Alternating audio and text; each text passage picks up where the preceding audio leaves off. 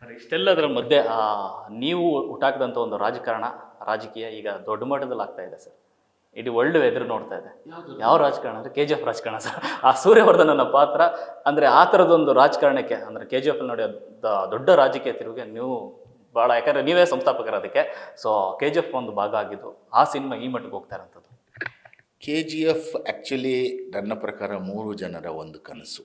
ಅಂದರೆ ಒಂದು ಪ್ರಶಾಂತ್ ನೀಲ್ ಅವರ ಕನಸು, ಒಂದು ಯಶ್ ಅವರ ಕನಸು. ಅಂದರೆ ಅವರೆಲ್ಲೋ ಹೇಳಿದ್ರಂತೆ, ನಾನು ನೋಡಿಲ್ಲ. ಅಂದರೆ ಕನ್ನಡ ಚಿತ್ರರಂಗದ ಸಿನಿಮಾಗಳನ್ನು ಭಾರತದ ಮಟ್ಟಕ್ಕೆ ತೊಗೊಂಡು ಹೋಗ್ತೀನಿ ಮತ್ತು ಇಡೀ ಪ್ರಪಂಚ ತಿರುಗಿ ನೋಡೋ ಹಾಗೆ ಮಾಡಬೇಕಾದಂಥದ್ದು. ಸೊ ಅವರು ಅದರಲ್ಲಿ ಒಂದು ಶ್ರಮ ಮತ್ತು ಅದೊಂದು ಪರ್ಸಿವಿಯರೆನ್ಸು ಮತ್ತೊಂದು ಡೆಡಿಕೇಶನ್, ಅದಕ್ಕೆ ಪೂರಕವಾಗಿ ಕೆಲಸ ಮಾಡಿದಂಥ ಹೊಂಬಾಳೆ ಸಿನಿಮಾಸ್. ಅವರು 3 ಜನರು ಸೇರಿ ಆಗಿದ್ದಂಥದ್ದು ಅದು.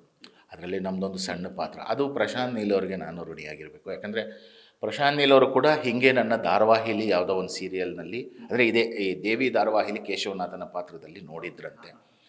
ಹಾಗಾಗಿ ಅವರು ಕೂಡ ನನಗೆ ಎಲ್ಲ ನಿರ್ದೇಶಕರದ್ದು ನಂದು ಒಂದೇ ಪ್ರಶ್ನೆ, ನನ್ನನ್ನು ಪಾತ್ರ ಕರೆದಾಗ ನಿಮಗೆ ನಂಬಿಕೆ ಇದೆಯಾ? ನಂದು ಒಂದೇ ಪ್ರಶ್ನೆ, ನಿಮಗೆ ನಂಬಿಕೆ ಇದೆಯಾ ನನ್ನನ್ನು ಪಾತ್ರಧಾರಿಯಾಗಿ ಆಯ್ಕೆ ಮಾಡ್ಕೊಳ್ಳೋದ್ರ ಬಗ್ಗೆ? ನಂಬಿಕೆ ಇದೆ ಅಂದರೆ ಓಕೆ ಅಂತೀನಿ. ಯಾಕಂದರೆ ಅವರು ಕೂಡ ಅಂದರೆ ನನ್ನ ವಯಸ್ಸಿಗೆ ಮೀರಿದಂಥ ಪಾತ್ರ ಅದರಲ್ಲಿ ಅವ್ರು ನನಗೆ ಕೊಟ್ಟಿದ್ದು. ಅಂದರೆ ಒಂದು ಕಣ್ಣಿಗೆ ಹೂವು ಬಿದ್ದಿರುತ್ತೆ, ಅಂದರೆ ಇಡೀ ವಯಸ್ಸಾಗಿರುತ್ತೆ. ಹಾಗಾಗಿ ಅವರು ನನಗೆ ಆಲ್ಮೋಸ್ಟ್ 2.5 ಗಂಟೆ ನನಗೆ ಆ ಮೇಕಪ್ನಲ್ಲಿ 2-3 ಮೀಸೆ, ಒಂದು 4-5 ಥರದ ಮೀಸೆ ಅಂಟಿಸಿ ಬೇರೆ ಬೇರೆ ಥರ ಮಾಡಿಸಿ, ಅವ್ರ ಆಫೀಸ್ನಲ್ಲಿ ಅಪ್ರಾಕ್ಸಿಮೇಟ್ಲಿ ಅರೌಂಡ್ 3 hours ನಾನು ಮೇಕಪ್ ಚೇಂಜಸ್ ಆಗ್ತಾನೇ ಇತ್ತು. ಆಮೇಲೆ ಆ ಪಾತ್ರ ಕೊಟ್ಟಾಗ ಅಂದರೆ ಫಸ್ಟ್ ಟೈಮ್ ಅಂದರೆ ಒಂದೊಂದು ಸಿನಿಮಾದಲ್ಲಿ ಸುಮಾರು ಅಂದರೆ ಕಲಾವಿದರಿಗೆ ಪಾಪ ಎಷ್ಟೋ ಸರ್ತಿ ಅವರನ್ನು ಗುರುತಿಸೋಕ್ಕೆ ಒಂದು 100 ಸಿನಿಮಾಗಳಾಗುತ್ತೆ. ಅಂದರೆ ಸಿನಿಮಾಗಳಲ್ಲಿ ಅವರನ್ನು ಇವರು ಪಾತ್ರಧಾರಿ, ಈ ಪಾತ್ರ ಮಾಡ್ತಿದ್ರು ಇವರು, ಅಥವಾ ಇವರು ಕಲಾವಿದರು ಅಂತ ಗುರುತಿಸೋಕ್ಕೆ ಎಷ್ಟೋ ಜನಕ್ಕೆ 50 ಸಿನಿಮಾ 60 ಸಿನಿಮಾ ಹಿಡಿದಿದೆ. ಅಂದರೆ ಮಾಡಿದ್ದಾರೆ, ಅವ್ರ ಪಾತ್ರಗಳು ಒಳ್ಳೆ ಪಾತ್ರಗಳು ಮಾಡಿದ್ದಾರೆ, ಆದರೆ ಜನಮಾನಸದಲ್ಲಿ ಕಾಣಿಸಿರಲ್ಲ. ಆ ಲೆಕ್ಕದಲ್ಲಿ KGFನಲ್ಲಿ ನಾನು ಮಲಗಿದ್ದೀನಿ, ಅಂದರೆ ಗಾಲಿ ಕುರ್ಚಿಲಿ ಕೂತಿದ್ದೀನಿ. ಅಂಥದ್ರಲ್ಲಿ ಈಗ ಇದೇ ನಮ್ಮ ಅಪಾರ್ಟ್ಮೆಂಟಲ್ಲೇ ಯು ಹ್ಯಾಡ್ ದಟ್ ಸೂರ್ಯವರ್ಧನ್ ರೋಲ್ ಅಲ್ವಾ ಅಂತ. ಅಂದರೆ ದಟ್ ಈಸ್ ಹೌ, ಅಂದರೆ ಅದನ್ನು ಪೋಷಣೆ ಮಾಡಿದಂಥ ಪ್ರಶಾಂತ್ ನೀಲ್ ಇರ್ಬೋದು, ಹಾಗೇನು ಸಪ್ತಸಾಗರ ಹೇಮಂತ್ ರಾವ್ ಇರ್ಬೋದು. ಅಂದರೆ ಅವರು ನನ್ನನ್ನು ಕಾಣಿಸಿದ ರೀತಿ ಇರ್ಬೋದು, ಆ ಹಲ್ಲಿಗೇನೋ ಒಂದು ಹಾಕಿಸಿ ನನ್ನಲ್ಲಿ ಒಂದು ಕ್ರೌರ್ಯನ ತುಂಬಿ ಅದಕ್ಕೇನೇನೋ ಮಾಡಿ ಅದಕ್ಕೊಂದು ಅವ್ರು ತೋರಿಸಿದಂಥ, ಈಗ ದೀನು ಸಾವ್ಕಾರ್ ಇವರು ಅದಕ್ಕೊಂದು ಏನೇನೋ ಪ್ರಿಪ್ರೇಷನ್ ಮಾಡಿ, ಹಾಗೆ ಇಟ್ ಈಸ್ ರಿಯಲಿ ಆ KGFನ ಭಾಗ ಆಗಿದ್ದು. ಆದರೆ ಅದು ಕೂಡ ಅಚಾನಕ್ಕೆ, ನನಗೆ ಯಾವತ್ತು ಅವ್ರು KGF ಅವ್ರು ಕರೀತಾರೆ ಅಂತ ಅನಿಸಿರಲಿಲ್ಲ. ಆ್ಯಂಡ್ ಕನ್ನಡ ಸಿನಿಮಾ ಆ ಮಟ್ಟಕ್ಕೆ ಹೋಗುತ್ತೆ ಅಂದರೆ, ಮನೆಯೆಲ್ಲ ಓದ್ತಾ ಇದ್ದೆ. ಅಂದರೆ ರಾಮ್ ಗೋಪಾಲ್ ವರ್ಮಾ ಒಂದು ಕಡೆ ಹೇಳಿದ್ದಾರೆ,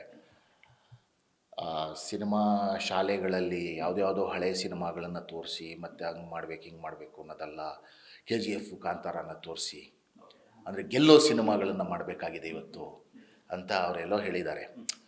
so that is the amount of reach globally ಅದಕ್ಕೆ ಸಿಕ್ಕಿರೋಂಥ ಮನ್ನಣೆ. ಅದರ ಭಾಗವಾಗಿ ನಾನಿದ್ದಿದ್ದು ನನ್ನ ಅದೃಷ್ಟ ಅಷ್ಟೇ.